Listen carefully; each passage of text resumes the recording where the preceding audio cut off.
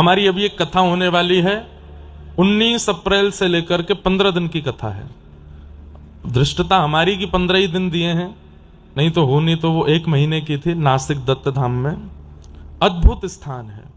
हमें ऐसा लगता है कि हमको साल 2 साल में एक कथा वहां करनी ही करनी है, क्योंकि इतनी साधना और इतने तपमय कथा होती है वहां पे। वहां नियम है, हमको सवेरे 3:30 बजे उठ ही जाना है। चाहे हम 2 बजे सोए रात को, 3:30 बजे उठ जाएंगे, स्नान करेंगे, स्नान करके तिलक स्वरूप करके नए कपड़े पहन के फिर गंगा स्नान करने जाएंगे। तो गंगा जी स्नान करके फिर आएंगे, गीले कपड़ों में 5000 गायत्री मंत्र जपेंगे। 5:30 बजे बैठते हैं, 10:30 बजे उठते हैं मंत्र से, और केवल एक दिया जलता है कमरे में और कुछ नहीं। किसी का स्पर्श नहीं कर सकते, कोई हमें छू नहीं सकता, हम किसी को नहीं छू सकते, सिले हुए वस्त्र नहीं पहनेंगे, क्षोभ क्रिया कुछ करेंगे नहीं, बोल किसी से सकते नहीं, मौन रहेंगे। 10:30 बजे जब अपने जप से उठेंगे, फिर से स्नान करने गंगा जी जाएंगे। त्रिकाल स्नान है, सुबह दोपहर शाम।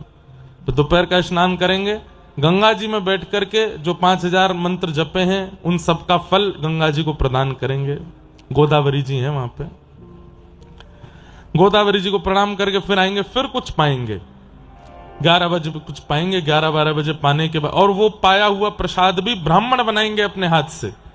वैदिक ब्राह्मण, माताएं नहीं, वैदिक ब्राह्मण बनाएंगे। वेद मंत्र उच्चारण करते हुए प्रसाद बनाते हैं, वो पाना है।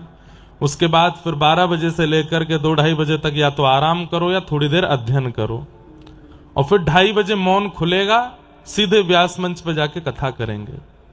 6 बजे तक कथा करके फिर मौन हो जाएंगे।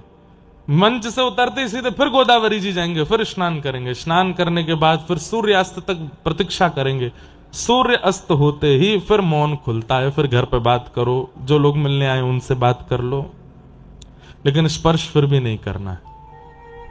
शरीर में किसी भी प्रकार का तेल साबुन कुछ नहीं लगाना है, और केवल भगवतमय रहना है। इतना सुख मिलता है। पहले तो बहुत कठिनाई हुई थी, 5-6 दिन 10 दिन तो ये लगा क्या करें, लेकिन महीने भर में वह जो ऊर्जा प्राप्त हुई, वहां से हम ये सब सीख करके आए कि मन को, बुद्धि को, विचारों को पवित्र कैसे किया जाए, और ये कितने आवश्यक हैं।